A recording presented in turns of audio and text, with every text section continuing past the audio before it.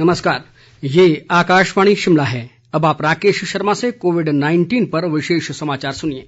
प्रधानमंत्री नरेंद्र मोदी ने कहा है कि भारत का कोविड-19 टीकाकरण कार्यक्रम मानवीय सिद्धांतों पर आधारित है। उन्होंने कहा कि इसमें उन लोगों को प्राथमिकता दी जाएगी जिनमें संक्रमण का सबसे अधिक खतरा है। दुनिया के सबसे बड़े इस कार्यक्रम का आज वीडियो कॉन्फ्रेंसिंग के जरिए शुभारंभ करते हुए उन्होंने कहा कि कोरोना टीका पहले उन लोगों को दिया जाएगा जिन्हें इसकी सबसे अधिक आवश्यकता है। प्रधानमंत्री ने कहा कि अभियान के पहले चरण में 3 करोड़ लोगों का टीकाकरण किया जाएगा। उन्होंने कहा कि दूसरे चरण में 30 करोड़ लोगों को टीके लगाए जाएंगे।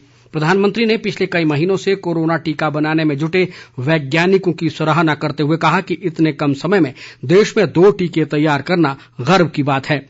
प्रधानमंत्री ने कहा कि भारत में बने टीके विदेशी टीकों से सस्ते हैं, लेकिन उनकी गुणवत्ता में कोई कमी नहीं है।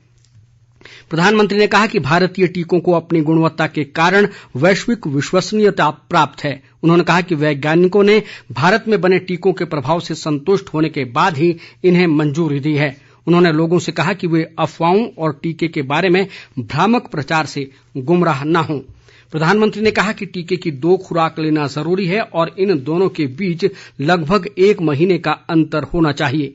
टीके की दूसरी खुराक के केवल 2 सप्ताह बाद प्रतिरक्षक क्षमता विकसित हो जाएगी। प्रधानमंत्री ने दवाई भी कड़ाई भी का मंत्र देते हुए लोगों से आग्रह किया कि वे पहली खुराक लेने के बाद मास्क का इस्तेमाल करते रहें और सुरक्षित दूरी बनाए रखें।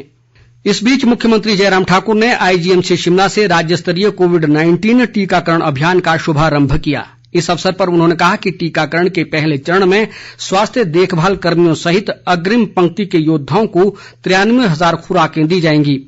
मुख्यमंत्री ने बताया कि आज राज्य में 27 चिन्हित स्थलों के माध्यम से 2,529 स्वास्थ्य देखभाल कार्यकर्ताओं को ये खुराक दी जा रही है।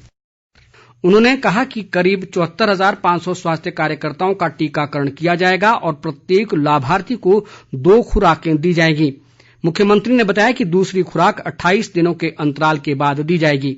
मुख्यमंत्री ने कहा कि सरकार ने कोविड-19 टीकाकरण की प्रभावी निगरानी के लिए राज्य स्तरीय संचालन समिति, राज्य व जिला टास्क फोर्स और खंड टास्क फोर्स का गठन किया है। जयराम ठाकुर ने कहा कि सभी जिलों में वैक्सीन स्टोर और प्रदेश में 386 कोल्ड चेन प्वाइंट स्थापित किए गए हैं। मुख्यमंत्री ने कहा कि रेफरल तंत्र स्थापित करने और कोविन ऐप पर रिपोर्ट के लिए सेशन साइट वैक्सीनेटरों को प्रतिकूल घटना अनुगामी प्रबंधन प्रशिक्षण दिया गया है।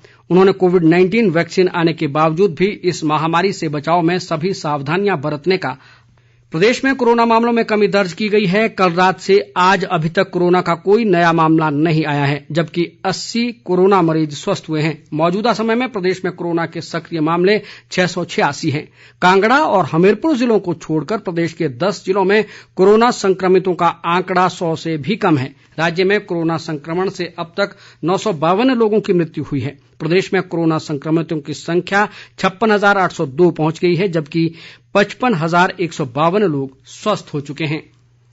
देश में कोविड-19 से स्वस्थ होने की दर 96.56% हो गई है। मौजूदा समय में देश में 2,11,033 कोरोना मरीज उपचाराधीन हैं, जबकि 1,01,79,715 लोग स्वस्थ हो चुके हैं। संक्रमण से अब तक देश भर में 1,52,093 लोगों की मौत हुई है। पिछले 24 घंटों के दौरान देश में 15,158 नए कोरोना मामलों की पुष्टि हुई है। इसी के साथ देश में कोरोना संक्रमितों का आंकड़ा 1,05,42,841 तक पहुंच गया है। भारतीय आयुर्विज्ञान अनुसंधान परिषद ICMR के अनुसार देश भर में अब तक 18,57,65,491 लोगों की कोरोना जांच की जा चुकी है। पिछले 24 घंटों के दौरान 8,03,090 कोविड नमूनों की जांच की गई है।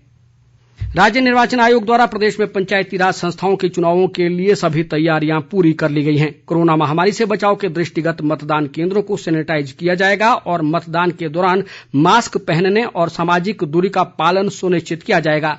पहले चरण के चुनाव कल 17 जनवरी को होंगे, जबकि दूसरे चरण के 19 और तीसरे चरण के लिए 21 जनवरी को वोट डाले जाएंगे।